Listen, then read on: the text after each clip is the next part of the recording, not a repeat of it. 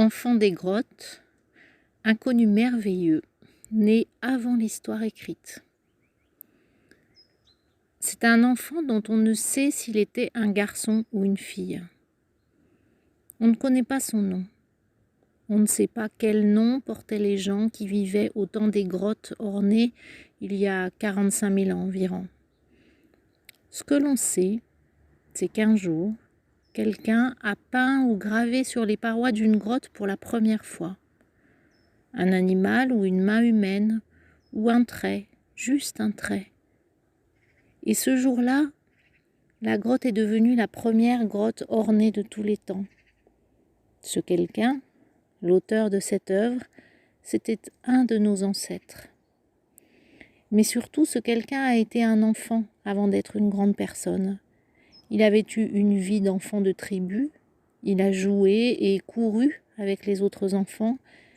Il a peut-être appris l'art de la chasse avec un arc et des flèches à sa taille, ou à pêcher dans les rivières. Il a observé les adultes qui connaissaient les fruits et les graines qui se mangent, les plantes qui soignent et celles qui tuent ou font souffrir.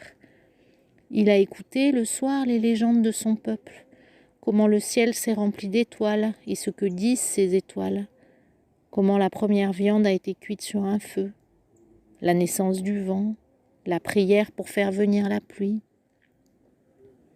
Un jour, c'est lui, cet enfant-là, devenu plus grand, peut-être adulte, qui a regardé la paroi nue d'une grotte et qui a fait ce geste, ce tout premier geste.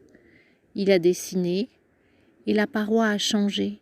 Elle s'est mise à parler, à raconter, avec les formes, les couleurs, les traits gravés ou peints, le commencement de la très longue et très merveilleuse histoire de l'humanité. Car les êtres humains ne peuvent pas vivre sans raconter. Les êtres humains inventent leur vie en même temps qu'ils la vivent et la découvrent. Ils ne peuvent pas faire autrement. Et ils la racontent de toutes les manières possibles et imaginables.